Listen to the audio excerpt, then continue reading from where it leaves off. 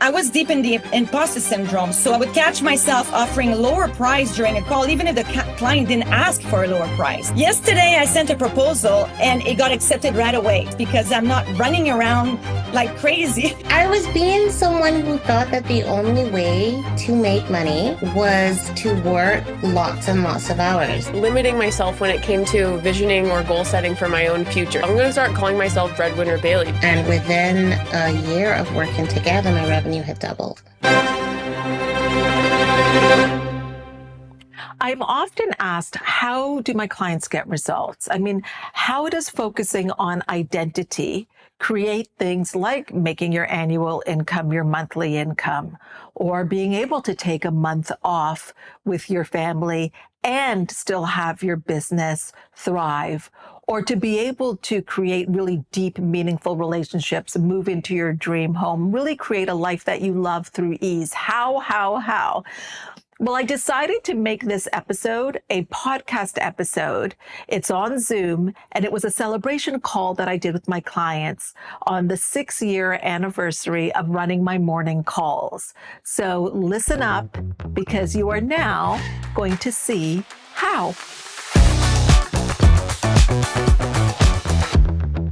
Hello, everybody. Welcome to the call. Welcome to our celebration call. It's so great to be with all of you here today.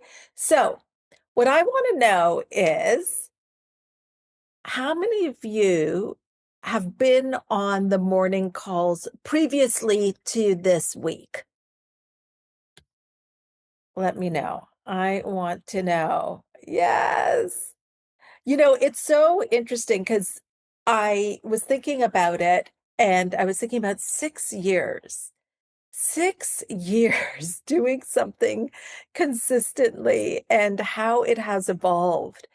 And I know sometimes people might come on the calls and maybe they've never been on a call before, and they're like, wow, that call was so good. It must have been that good because it was a call that was open to the public. But I impress myself with how good those calls are on a daily basis. And it's shocking to me at times, even that it's 6 years, because I've been asked, like, do you get tired of doing it? Do you feel not enthusiastic, like, oh, I've got to go and do another call? And I can tell you from the bottom of my heart, no, I love setting my alarm on Sunday. When we start the call and we're like, it's a fresh week, here we go. And the thing is that I just have chills as I'm talking because we never know what's going to happen that week. I don't know what's going to happen that week. Sometimes I may have an idea of where I want to take a call, but it's such a co-creation, which is why our community is so important to me, and protecting that environment is so important. And we always want to make sure that anybody joins, that it's a mutual fit. And then Friday comes along, right? And we're like, okay, that was Friday. And it's like, whoa, what a week of calls. And so especially if, was this anybody's first time hearing a call, like Monday or Tuesday? Whoops, I want to put the chat on here. Oh, yes, it's contagious. Andrea Bolden was there for the first one 6 years ago, and we're going to hear from her today. Oh, Danielle, so good to see you here. Okay, so it's interesting to me that it's been 6 years of doing something consistently, Monday to Friday. Yes, we have integration weeks, which is part of the program. Yes, there are times, but we'll put on recording, and there's times where I've had, that month off in August. But it doesn't feel like something that I've been doing for 6 years, because it has not been mechanical. We have spoken before on the calls about a beautiful essay by Thomas Troward. Oh, I'm so grateful for Bob Proctor for introducing me to these incredible teachers. And the essay is called Entering into the Spirit of It. And that's what these calls are for me. It's entering into the spirit of it. Whether it's 10 people on a call, hundreds of people on a call, something in between, it doesn't matter. And every call, the reason it feels odd to me that it's 6 years, it's because it's not 6 years of doing the same thing. Can you hear that? It's not, I haven't been doing the same thing for 6 years. Every single call is different. Even calls where we have studied a chapter that we studied 2 years ago, it's different. And the reason is because I am growing along with you. I am evolving. The calls have evolved from how they were in those first few weeks when it was just something that was going to be done for 2 weeks. And it's a sacred container. And I feel like it's been such a privilege to watch you, Like, you guys have wrestled with stuff in real time. You've had to really make decisions on the spot and act on it. You've had to come to terms with things, and there's been real stuff happening. I think about Lexi, and we're going to hear from Lexi. I think about Lexi. Lexi, when she first started, I think had a baby that was like a few days old, and it was locked down.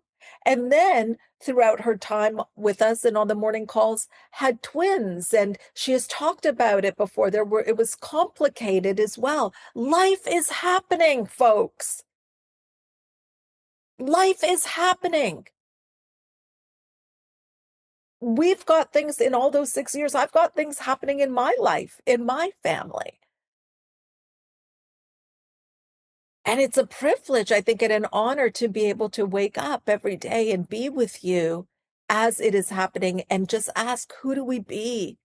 Who do we be through it as we're trying to figure it out in our imperfections, showing up as we are? And then it gets fiery, and you know what happens when it gets fiery. Something comes off, the bathrobe comes off, and we announce it, and we wonder, Stuart's like, wait a minute, what kind of calls are these?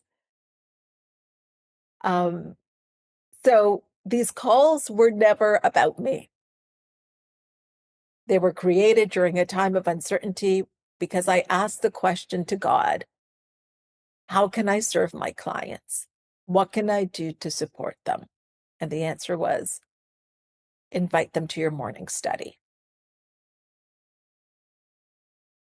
So the calls have always been for you and are about you. And so I'm really thrilled for us celebrating in this way, because the way we're going to celebrate is to hear from some of you who have been with me for a various amount of times, various various amount of months or years, and hear for you how the calls supported you or created a shift for you. And this is, because sometimes we just see the result and we're like, okay, but what had happened leading up to it? And so we're just going to get started now. All right.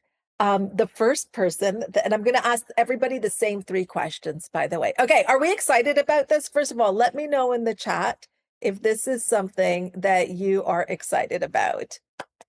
Yes, yes, yes. Bob, yes, amazing. Well, Andrea Bolden, let's start with you, Andrea. Come on down.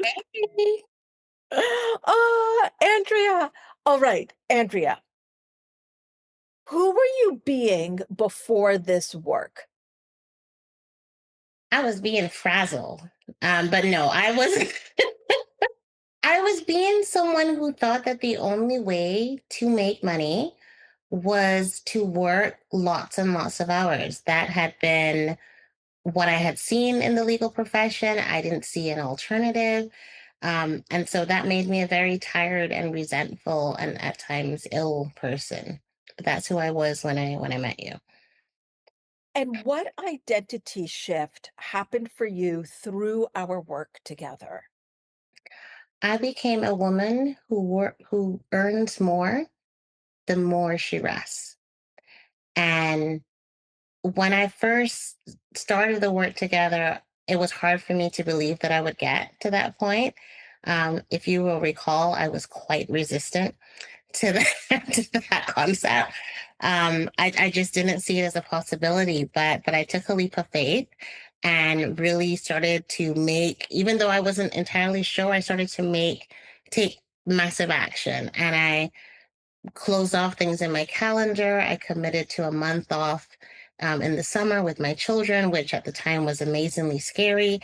And in making those changes, the actions kind of led the belief, because then I started to see it show up in my business that I was making more, even though I was actually working less. My brain was working better. People were being attracted to me. And within a year of working together, my revenue had doubled. Yeah. And you took a trip And away I took with a your whole month children, off. a whole Yeah. month off. Yes. And I remember when we were talking about it, it was something that seemed so illogical because it was to your identity and paradigm at the time. Yeah. Yeah. At the time, it was money comes from working hard. There is no other way to make it. And the harder you work, the more you make. And so the idea that you would flip that and the more you rest, the more you make seemed completely counterintuitive. But I trusted you. Yeah. I did it anyway. And I was just remembering something before you joined. So I remember us having a conversation. And by the way, this was in 2020. So Andrea actually joined the program before the pandemic and joined before there were morning calls. That's right. And so when Andrea joined, I remember we were on a call and you had said, I don't know if I love everything that you do, but I have just finished working with a coach and it was more on strategy and I want to Yes. implement that. I want to take the year to implement that. So I'll see you maybe in 2021 is when I would be interested. And what I said to Andrea was like, Andrea, we've got to work on the mindset and the self-image so that that strategy works. Do you remember that conversation, Andrea? I do, because, I have a very analytical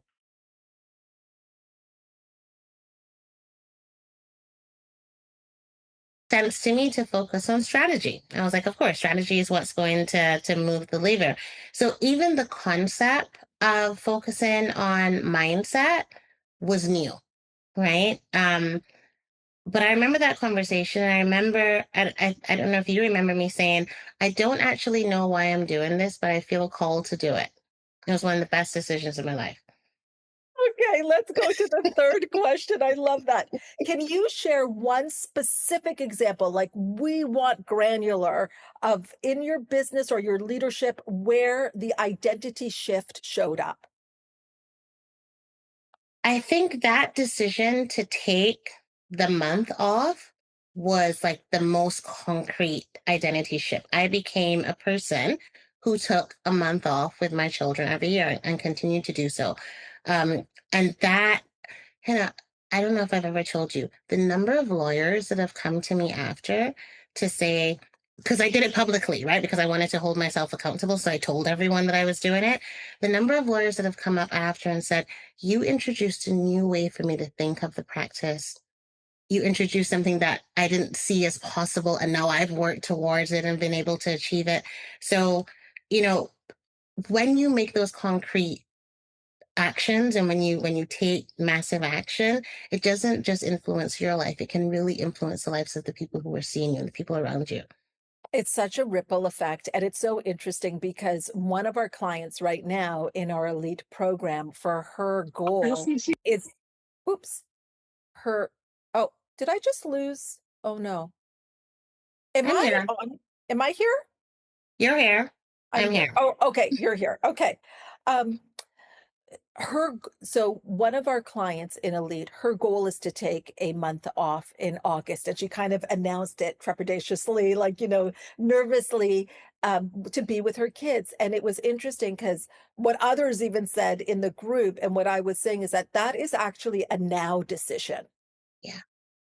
It's not because then it becomes another when then. Yeah.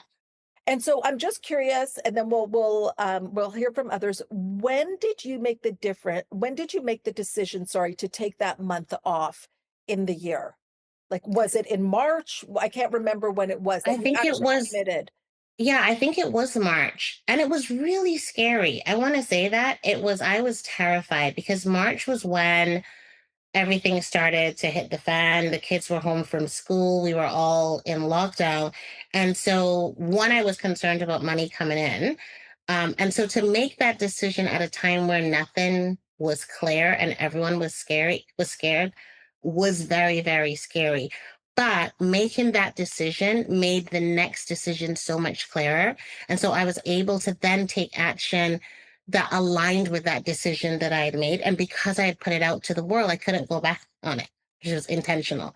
So yeah, it was in March in the middle of lockdown. Oh, Andrea, thank you so much. Thank you for being part of this community. I have so valued our work together, and it's been exceptional to see you to be the witness to those leaps. Absolutely. Thank you ever so much, Hina. Oh, okay. Jennifer Love, come on down. Hi. Hi, how are you? I'm good. How are you? Good. Jennifer Love, who were you Mhm. being before this work? Ooh. I think I was being very much like the overworked business owner in the business, identifying as a publicist rather than the president of a PR agency or the leader of a team. And it was very much like in the work and felt that I needed to overwork everyone around me, like outwork, I would say, not overwork them, outwork myself, like outwork everybody around me to like prove myself, I think, to myself and to my team. And what identity shift happened for you through our work together? Hmm.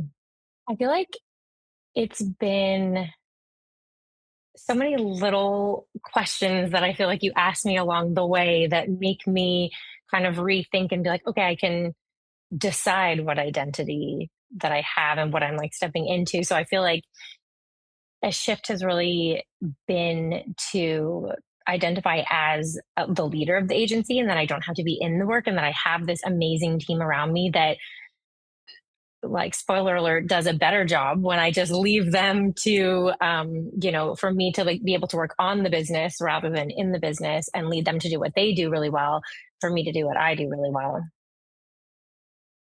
And people may be curious of where are you Mm. taking this call from? Yeah, big shift of in Italy.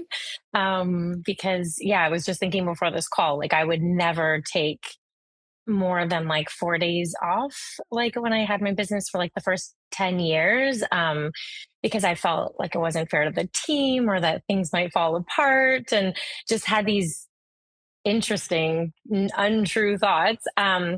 And yeah, so now my partner and I go to Italy for like a couple weeks or a month at a time now, 4 times a year to our place here. So huge change. Like the words that are coming out of your mouth, a couple of weeks or a month, 4 times a year. Absolutely incredible. And by the way, that was one of Jennifer Love's goals was to have a place in Italy. That also happened in our time together. It happened actually in the inner circle container, I think, when you signed the papers we Yes. were all together. Okay.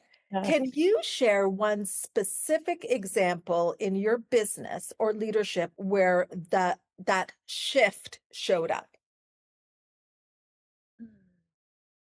Well, I think it's in those like questions that you ask me, like, I'm having like, why don't I ask to be paid on the first of the month? Or why don't I ask to be paid up front? Like these kind of like small shift or questions that you'd ask that ended up being really big. And just, it's really changed my entire business because I've ended up like, voicing that to clients or giving it as an option. And then it's made these big changes. So I normally, have had a few clients now that will pay the entire year upfront. And I guess overall, it's been like a raising of my standards for my business. That's really probably like the clear through line, is that I've like realized what I want my standards to be. And then I've just been in charge of like holding those for myself and the team and getting them on board. And I feel like that's like been a really big change for me. Mm-hmm. Yeah. And you've seen, so in raising your standards, there's a different way of being, and that being has impacted the growth of the business. Definitely. Yeah. Because then what I want everyone to hear is with this identity work, what we can see is that then it flows into your processes, your systems, your structure, all of that. But Mm-hmm. we tend to want to, like, I'm just going to look at that without doing the identity work. But when you do the identity work first, I find all of that is so powerful. Would you agree with that?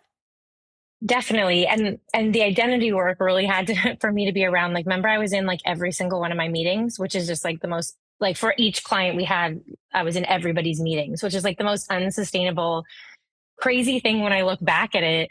But that was like, I had the identity of a business leader that was like in the business, or that wasn't like good to my clients. But then it like, I wasn't adding value being that stretched on every single meeting, right? So now I can add more value being like out of those meetings, but just on the strategy and like helping with execution on things. But that was like a big identity shift that I needed to be in every meeting. Like I was really taking things too far.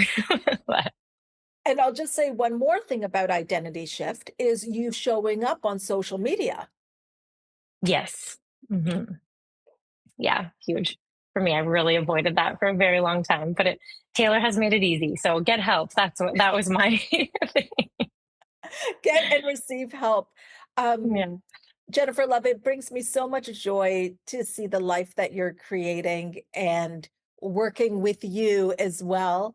And that you're calling in from Italy. Like Mm.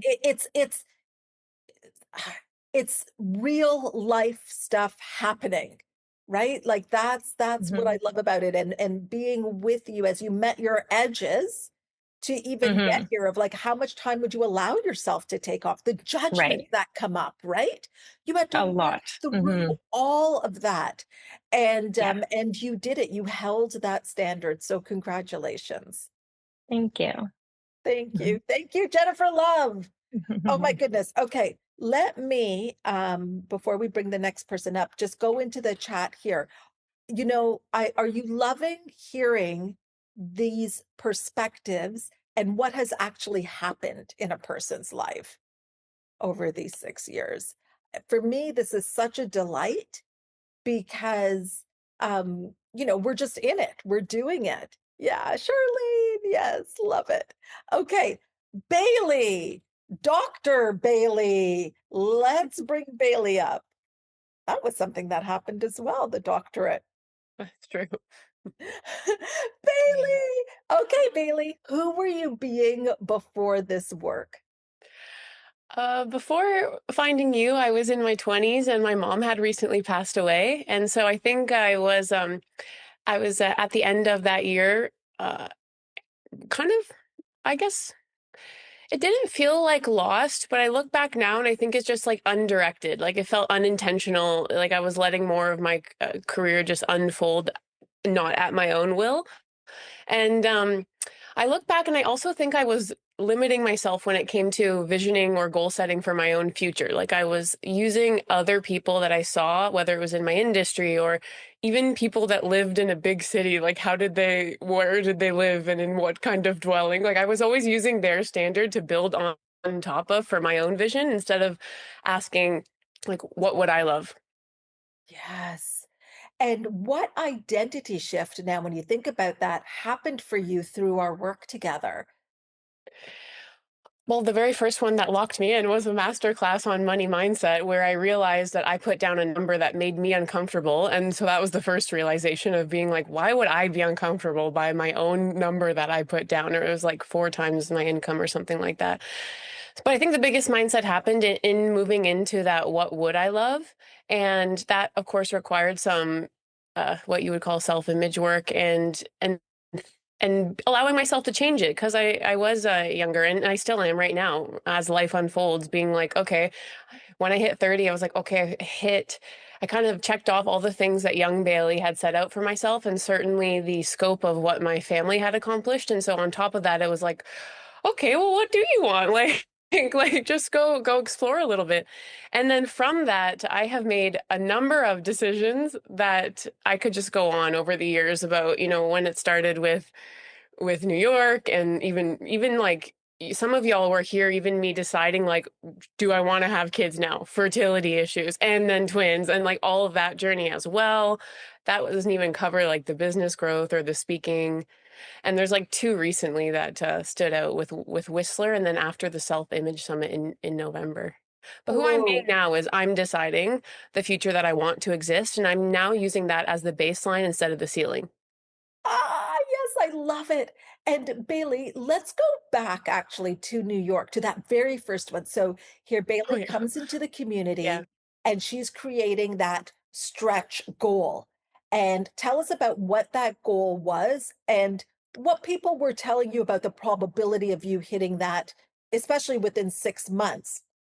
Yeah. Right. So that was the complication, is that when I joined this community, it was at the very end of 21, and I wanted to go, and our lease was up, I think, in July of 22. And I said, we want to move to New York. And so the whole green card process in the pandemic, everyone was like, you're not going to be able to get a green card through marriage, because my husband is he was born here, and and I was like, well, I'm going, and that's when the lease is up, so we're just going to have to work backwards from there. But that thinking forced me into other options, and like looking and actually going to my lawyer and saying like, I think you should consider this option, which was an O1 visa, which is for, quote, aliens of extraordinary abilities, that I only knew about because my friends are in film and television, but there's one for business owners, researchers, speakers. And I said, I think we should do this one. And you can pay for expedited approval. And so that's what we ended up going with. And so therefore I did enter New York, which I kind of feel a little bit nice about, not because I married my husband, but because of my own claim. And the visa approval literally came in. I'm not even joking. The day I crossed the border, and in my head I was like, I'm crossing the border anyways, even if they think it's a personal visit. And that's when the visa came in. I remember that, like, because we were all like, here's So the wow. thing.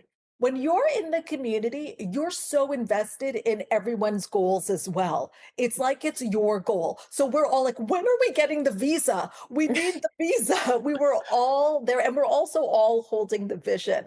And also, you found a home at that time that you desired in in the area that you wanted to be in, and people said that was impossible. Oh yeah, they said that. I mean, even having kids, they're like, "Oh, well, you should do this before you and Hamza have kids." And I just thought, um, that doesn't resonate with me. There are a million children here. Someone must have figured this out. So, and they did, and we did, and we have kids now. So, yeah. Yes. Okay. So you mentioned there were two specific examples where Yeah. this identity and this shift has shown up even more recently, which is what I love about the work. Can you share those examples? I I would love to, because every time I reconnect with you, it's like taking stock of my own life. Like, okay, what have we done since the last time that we chatted or rejoined or something like this? So, you'll love this one. The first one that came to mind was Whistler, when we went just about a year ago, just over a year ago, and that I And was let very me just say, pregnant. Oh, the Whistler retreat. was a retreat. So Whistler was a retreat that we did in February 2025. Yeah. And I was very pregnant with the twins, and somehow there were like 8 twin moms in the room, and I don't even know how that was funny. So that worked out well. I was getting lots of advice. But in that retreat, you had said to us, like, again, sort of reinforcing what would you love? And I was thinking about, okay, well, how am I going to set up my business? There's no support for small business owners in either country, when it comes to leave. And it's just kind of like really just anti-women, anti-family policies. And I was like, okay, in that paradigm, you're like kind of stressed. What am I going to do? Anything you do, you have to fund yourself. And And that's kind of where I came to Whistler. But then when you forced me to think about what I would love and I got into that, I started thinking like, well, I would love somebody else to run it while I have the option to be as involved as I would like, because I don't know how I'm going to feel. And I also would not want it to be a leave position. I'd like it to be a stay position because I don't intend on being any smaller or wanting to be any more or less involved. Like I would like to go in that direction.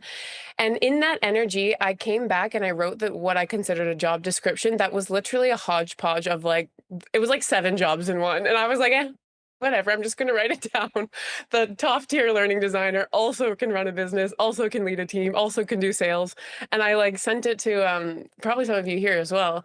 And I sent it to my friends and I was like, yeah, I know it's a lot, but how am I going to find it if I don't ask? And I did find her, and she does have, and she has been with us almost a year now, and it has been a stay position. And in that time, like, we have more than doubled our income. I have worked only less, and I'm moving further in that direction. And that wouldn't have happened if I had started with like, oh, there's no support for you as a as a new mom or something like that, as a business owner. So I'm even moving further in that direction with her. Now, if I'm asking myself what I would love now, let's check in a year, because I'd like her to be the next CEO. And I've told her that too, and move further in this space. And the other most recent one was when you did a self-image summit or a master class in November. It was very well timed for where I was at. I was a few months postpartum, and my husband was having a rough go. He's open about his mental health or struggles there. And I just, in that self-image summit, I realized again, I was limiting myself because I had always kept some weird paradigm that even as successful as I want to be, I want him to make a little more. And I think I unpacked that was actually coming from like a safety thing. And then I left that self-image thing, or like the masterclass, saying to myself, I'm going to start calling myself Breadwinner Bailey, because the realization was that all the women, women that I look up to, like Dr. Esther Perel or Dr. Brene Brown, or these women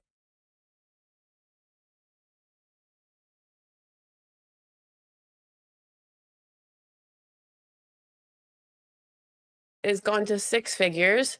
The start of this year was stupid. It was just like the universe was like, okay, you're ready. And there was I got media that came to me that I did I just showed up in my inbox from people that saw me ages ago. Our company went from 6 to 7 figures. My speaking went to 6 figures. I published my book. I graduated my doctorate, and it was like, okay, you're ready. Here you go. So that all was quite recent. That was a lot of words. It was perfect. Breadwinner Bailey. But what I want to bring everyone's attention to is that there's always another edge, So true. right? So, and you don't see it. And what a realization that you had, that you were keeping yourself under a certain threshold because of a belief, and who even knows where that belief came from, that your husband should always make a little bit more, and that you're more safer, maybe, if that is the case. And it's absolutely extraordinary. And then how you spoke to yourself and accepted the idea of Breadwinner Bailey. Bailey, here's the thing also, like, again, when you're in this program, life is happening. When you joined, your mom had just passed away, so you were still grieving your mother, very much so. Your fertility journey was something that you shared in the community, and we were all there with you through it. Your desire, the desire for the doctorate, all of that. And it's just been such a pleasure to work with you, Bailey, and to get those notes and hear how you're just expanding and expanding using the core tenets of the work, really. Yeah, it's very true. And the upper edge changing is very true as well. I'm going through a bunch right now too, so I know I'm just going to probably have to rejoin soon. Well, we would be thrilled to have you back, Bailey. Thank you so much. Oh, so good. Okay. How are we doing, folks? Isn't this so good? Yeah, so inspiring. Yes, amazing to see how fast things can move. Incredible, beautiful. Lexi, come on down. Lexi. Hi. Hi, Lexi. How are you? I'm so good. This is so fun. Isn't it fun? Like, just to think back, Lexi. So let's start with you. Who were you being? I just feel like also like so many life things have I've happened had a for lot all of of you different too. lifetimes. Yeah. So who were you being before this work? So if I go back to the very beginning, so it was during COVID where we had all of our locations. I had 12 locations at the time. All of them were closed, ended up being closed for 322 days in total. I had a newborn baby, Clark, my second. Adam's business was also impacted because he was in the restaurant industry. And so they had, the same sort of challenges, not as harsh as ours. But so I was in a space that was like, there was no answers. And everything that was coming at me was so negative. And I had the choice to believe that and just continue to listen. Or take matters into my own hands. And within that, I don't like, thank goodness, but I decided to make an investment in your program during and amongst all of that. And so who I was being in that was, I really didn't understand what the possibilities were because they didn't look like there were any. Like there were just the facts of the matter.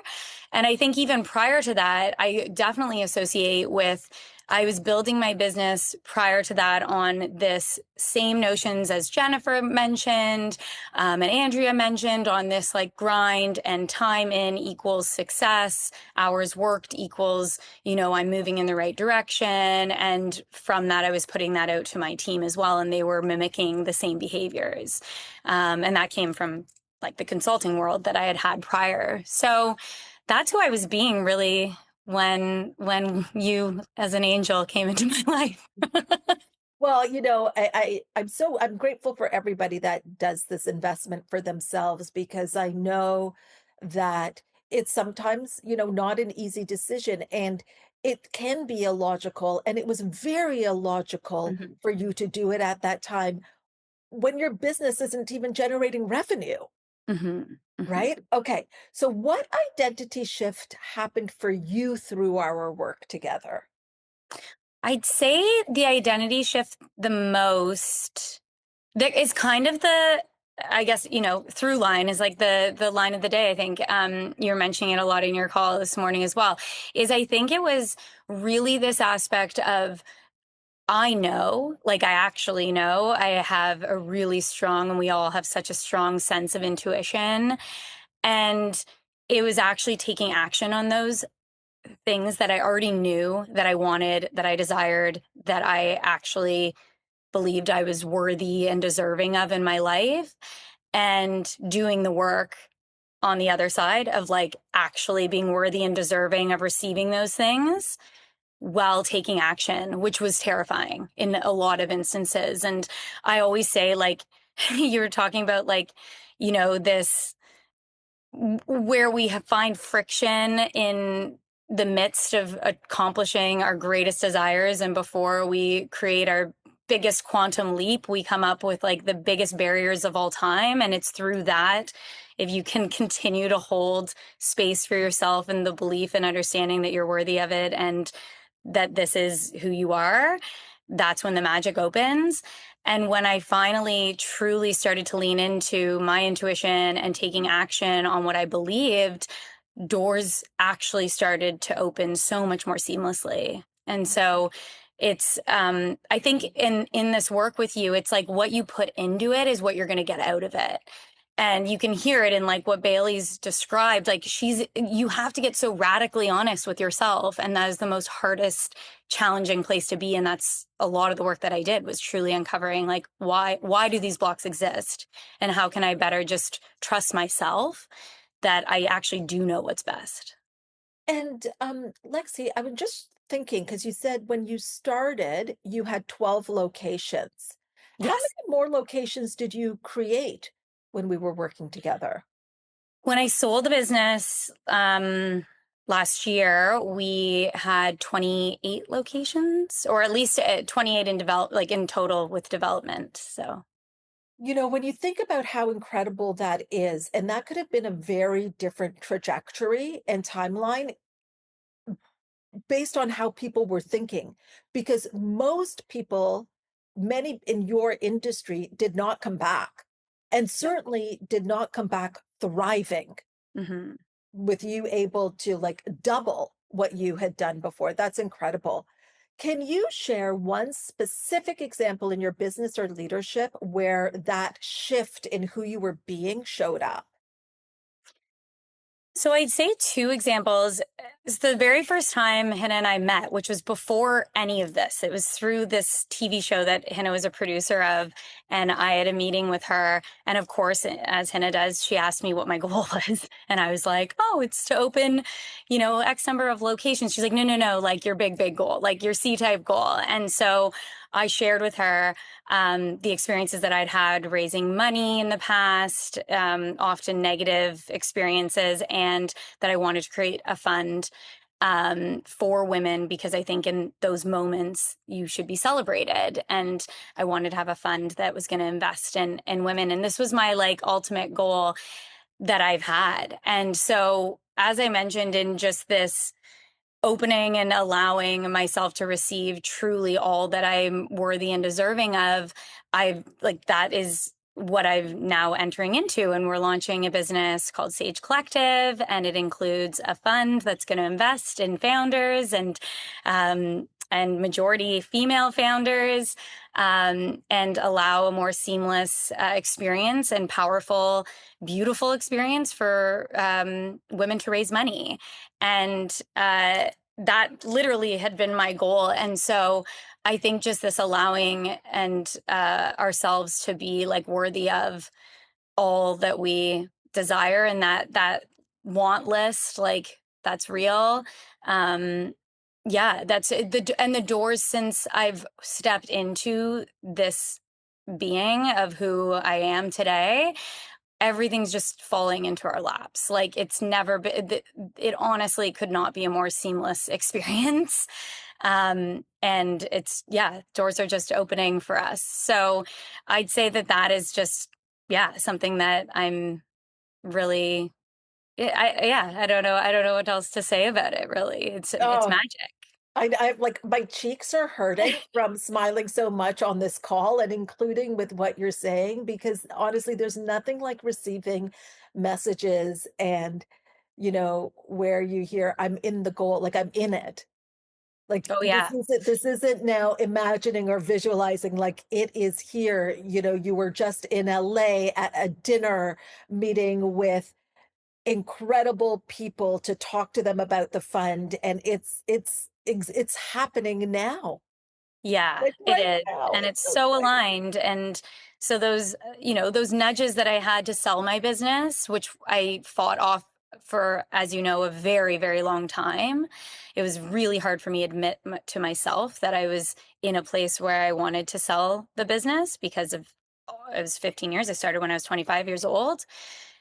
But it all comes back to like those nudges and taking action. And like you cannot underestimate the value in that, because by doing that, as challenging as that has been, and it's been more challenging than I can even speak to, it has opened the most beautiful experience and doors in what's next for me.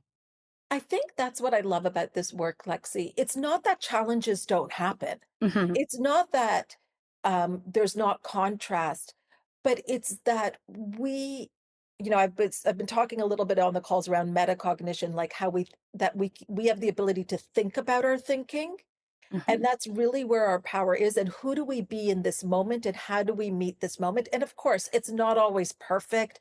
Sometimes we have to go and do a do-over, but just that we even know that we have that choice, Hmm. that's the freedom. And how are we meeting this moment that's uncomfortable, or in a moment where part of us wants to abandon ourselves?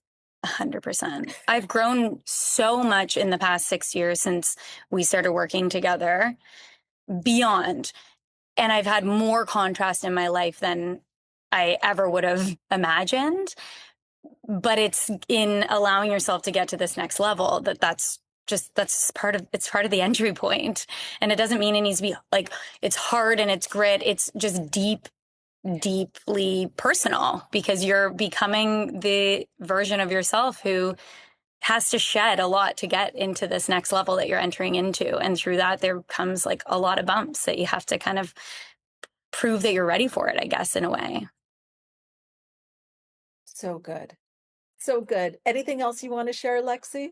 I just wanted to say, like, I want you to take all of this in. I know as much as you do, but coming on and seeing all the familiar faces, it's such a testament to you and what you build and what you do and who you be. And so I wanted to take a moment to just appreciate you. And it's really beautiful to see all these familiar faces. Thank you. Thank you, Yeah. Lexi. Thank you. Oh, okay. This is so much fun. Oh my goodness. Erin, come on down. Hello. Erin. Lexi, it's Erin. you. Oh, Erin, who were you being before this work? I would say that despite having optically success and abundance in my life, I was still probably stuck in survival mode more than I wanted to admit. My default setting was that 18-year-old girl who had a baby as a teenager and had to put herself through university and go on from there. And that feeling of like everything and everyone depended on me figuring that out, having so much to prove to the world. I think that was still taking up too much of my identity when it was clear that I was at a moment where a lot had to shift to really step in to what I was doing as a CEO and a founder.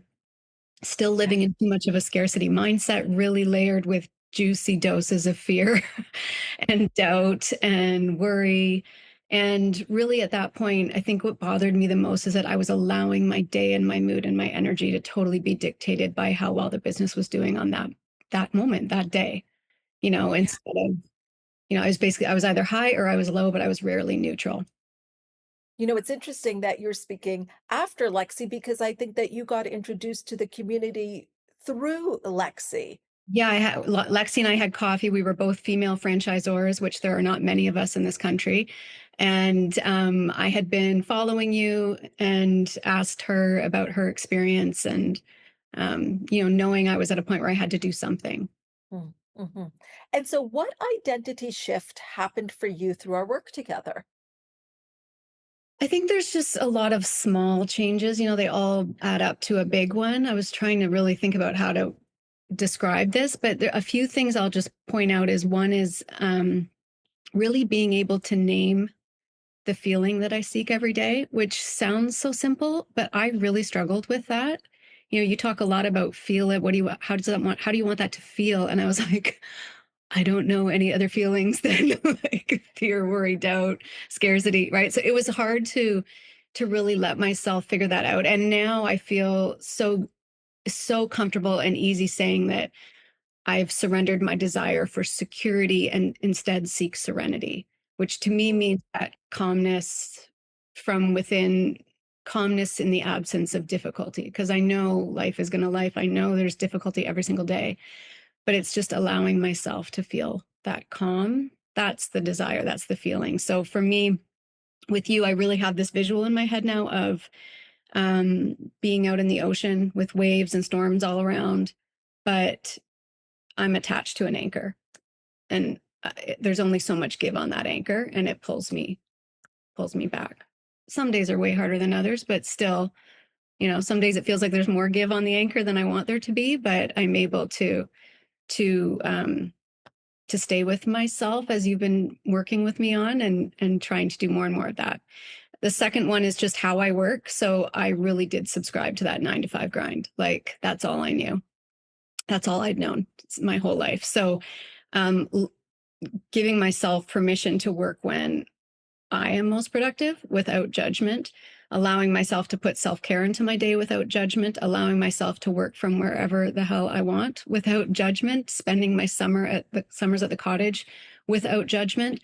All of that, that's been a big change. And then third, you just mentioned it, but that ability to think about my thoughts, to think about my feelings, to kind of be above it, looking down, that's been really good. Just those words like, what would the woman with my goal do? what would she say in this moment? How would she respond to this situation? That pause and thinking has been really good. And is there a specific example that you can think about where you applied it either in your leadership or your business where that showed up? Yeah, there's been lots of little ones where it's just like how I respond to a moment is different. And the fact that my team now says that they can tell I'm responding differently is big. But I think the biggest one for me, and you've used this example so many times, is just me being supported, allowing myself to be supported. Like that example at Christmas when I hired a chef and she's now stayed with me.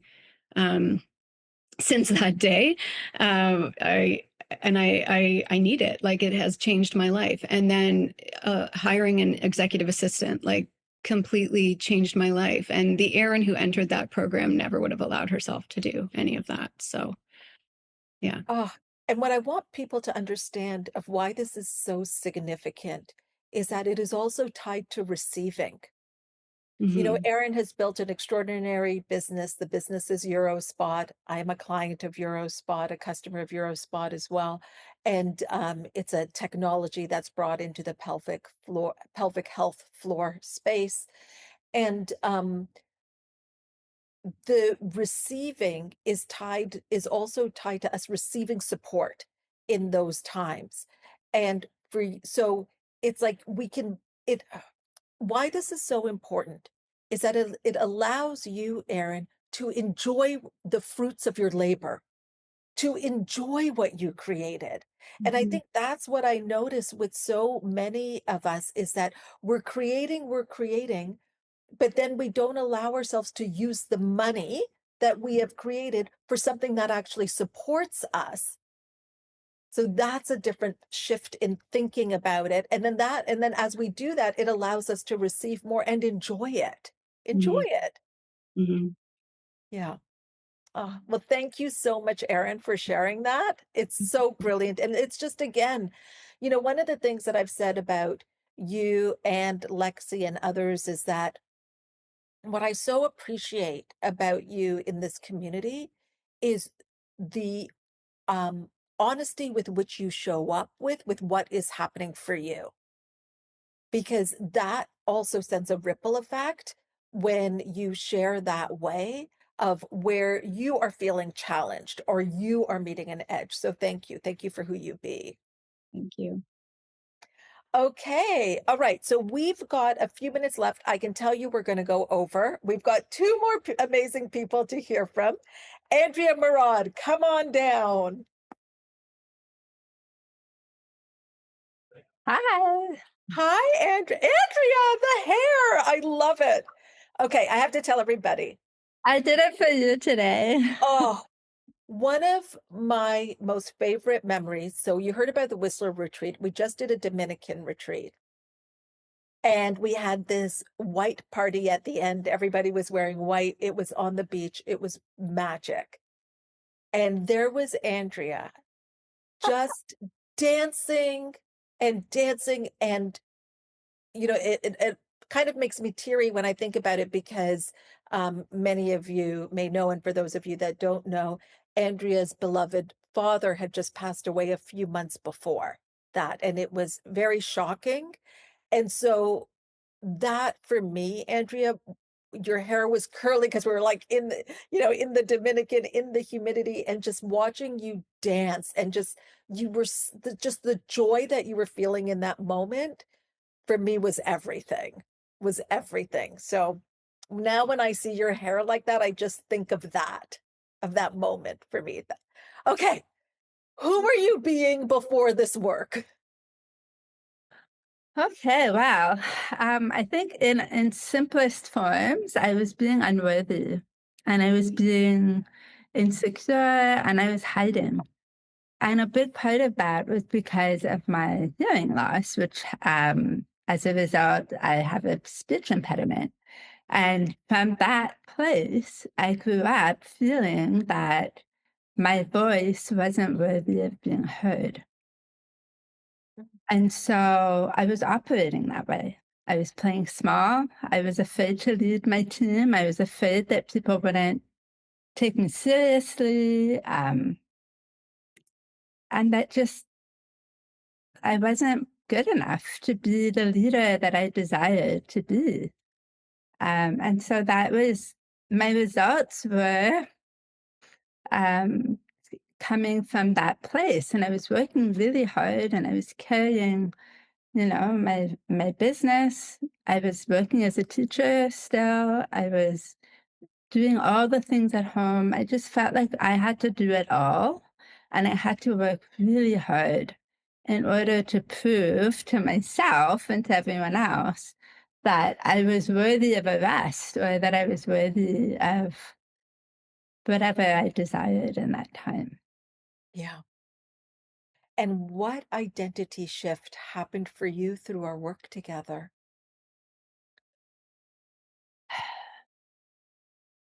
I think the biggest shift for me has been, who do I be? Like, who do I want to be? Who is, I admired women who were strong and powerful and wise and, really doing big things, like the women here that you've heard already. Um, and I just didn't believe at one time that I could be that. But when I decided that I was worthy of that, then who do I be changed everything. How do I show up in a room? Instead of being insecure, intimidated by these people, I started taking notes and I started being inspired. Like, how do they make decisions? How do they speak in a room? How do they show up? And so I just started studying and becoming a student of those ways of being. Um, and that really changed everything. I started giving myself permission to go to the spa on Monday. I adopted your mantra of the more I rest, the more I make, like Andrea said earlier. And every time I would go to the spa, I would say that. And then usually when I came out, I had a deal in my email. If something amazing happened that I wasn't really working hard towards. So I stopped working so hard and I started working from a different way of being. And just like some of the other people I've mentioned, things just became easier. And it felt like all these things are just coming and falling on my lap, but it's really just creating from a different place. Yeah. And then having that like unwavering faith that it's going to happen and knowing that it's going to happen and not holding it so tightly and trying to force it to happen and just releasing the how and releasing, you know, the force of it and just letting it be whatever way it was intended to be. Mm. And on that note, can you share one specific example in your business or leadership where that shift really showed up for you? I think it's shown up in every aspect of my life. Um, I think, the biggest thing is I'm being invited to speak on stages and keynotes. Um, we were in the Jilly Box this spring, something that I had dreamed about and thought was impossible. Um, we just launched with the 10 spot franchise. Things that I've been like on my vision board for a long time, but I wasn't being that person in order for that to come. And as soon as that shift happened, it was just like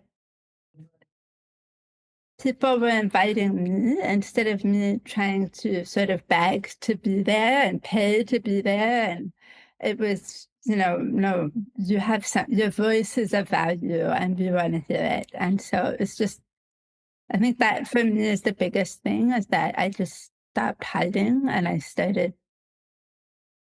Yeah, I have to really bring this home for everybody. And this is why this work, honestly, it's such an honor and to be with all of you at 6 a.m. every day. It always feels so fresh for me because I am so inspired by each and every one of you. So here we have Andrea, who has a speech impediment because she's hearing impaired. feeling not worthy, feeling like she's got to prove herself, keeping herself quiet and small, to now doing keynotes on stages. And I remember her sending a picture. She's in inner circle, so to the group before she was going to do a keynote in front of a few hundred people. And she was like, okay, she was mic'd up. She's like, I'm about to go on. She got a standing ovation at that keynote. And she was herself. This is the best part. And this is what I love. And I think this is why I called my book A Return to You. She was herself. She called it, she goes, let's just get the whole way I talk out of the way. You know, she just named it. She did it. She was funny. She was authentic. And has since then, yes, been in Jilly Box, which was a goal of hers, other keynotes. But just to think, what I want everyone to understand is that is an identity shift. And when you think about it, when did you start working? When did we start working together? Was it a year ago? Was it Whistler? We've been working on and off since before COVID, but in this capacity, I would say a year and a half. A year and a half, yeah. So this whole thing that's been with you since you were a child, and then how it's now expanded your business. Yeah. I would say we're like 5x from when we started. We've 5x. In a year and a half. Yeah, so 5x. Yeah, yeah. And you know, I'm going to tell you something. Andrea gets on a stage, she speaks, money falls from the sky. You're just take my money. Let me just purchase all the things. Like, it's just incredible because of her sincerity and the passion behind the product that you get to hear from when you get to hear from her. So it's also interesting that as she found her voice, the income has grown. Yeah, Nancy, she leads with all love. Okay. Oh, I asked that question about the keynotes. Andrea, thank you so much. Thank you for who you be. It's just, again, just so beautiful to witness and share space with you. Okay. We're going to hear from one more person. Oh my gosh, I will never forget when this person joined because it was epic. Melanie, come on down. Hi. Yeah. Hi, Melanie. How are you? Made me go last. Now I really need to pee. Well, you've also been to Eurospot, so you're fine. Absolutely. It's changed my life too. We do get to meet the best people in this community, though, don't we? Oh, yeah. Melanie, I miss every one of them. Okay, so Melanie, who were you being before this work? All right. So I wrote some notes to be effective because 5 minutes, not enough. Yes. So it's been exactly 1 year since I joined Amplify You, actually. And so when I joined, I had one major client that was bringing me about $7,000 a month. And then they suddenly cut their budget in half, which completely shook me because I hadn't made any sales and I was basically feeling comfortable. That was an income. That was basically my income that was coming, almost like I was hired. I'm a web designer. So, you know, I kind of left the sales to just work on those projects. And I was contemplating going back to corporate world, actually. So when I met you, I was considering shutting down everything, but I was ready to try anything to keep my business going. And so one of the first thing that I worked on was raising my prices. So, okay, so let's just yeah, exactly. Hold on. So you need to Melanie. Because here's the thing. What is the identity shift for you to even go from like very no or little new sales coming in? The one person that's been your constant, they've cut the budget in half, to be able to then have an identity that says, let me raise my prices. So I wasn't having that identity yet. So the reason why I raised my price is because the community and the momentum I gained with the calls. But I was not mentally, like I was still in the same mindset as before I started. The only difference is I had I had a cheer in the background, right? So and I work really well under pressure. So it's like, okay, I'm gonna post it on the group. And I did post it. I said, I'm gonna raise my price. And to me, I had to keep my word. So if I don't commit to that, then so what I was gonna say is the first it was very uncomfortable. I was not comfortable at all. And I remember everything it actually this is I have to read this because it makes a lot of sense. But I was deep in the imposter syndrome. So I would catch myself offering a lower price during a call, even if the client didn't ask for a lower price. That's where I was.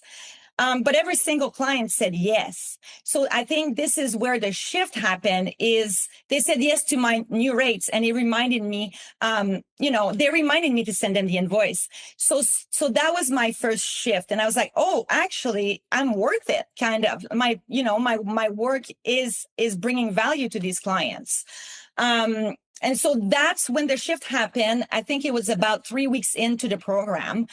And then a couple months later, I tripled my sales. So, but yeah, I know the last question is the identity that changed. Think about tripling my sales back then was working nonstop, almost 14 to 16 hours a day. I was making a lot more money and I was happy about that. And I thought in my head, that's it. I made it, it shifted. I make more money, but I was constantly trying to catch up and couldn't even have a personal life. Forget it. So I was just really running around. So I was like, no, that can't be that work. It can't be working. So I knew there was something else that had to happen. Do you want to ask a second question? Should I just go? Just keep going. This is good. I don't want to go. So fast forward a year later, in all of this, a lot of things happen, but I want to fast forward a year later. I've rebranded my business in this process. I worked on my processes, created SOPs. My confidence kept rising, as it was going. I've been doing the work since then. I haven't stopped doing my morning affirmation, but there's a lot of things around what I was doing back then that I don't do anymore because it kind of just is in me, sort of thing. I worked really hard on this, but I've expanded my expertise and I've built new services and I'm now an AI expert. A year ago, I wouldn't even know how to do any of that. Now it's just I'm basically just created. I'm the only web designer right now at this time, which is not going to last long, but right now who offers AI optimization for the website. So not only I do SEO, but I also do AI optimization. It's so all of this happened because of this work. And just yesterday, so now this is my big, this is the example you want. Yesterday, I sent a proposal and it got accepted right away. For that same project, I would have quoted $3,000 a year ago, and that would be in the high price. I would have been uncomfortable charging that.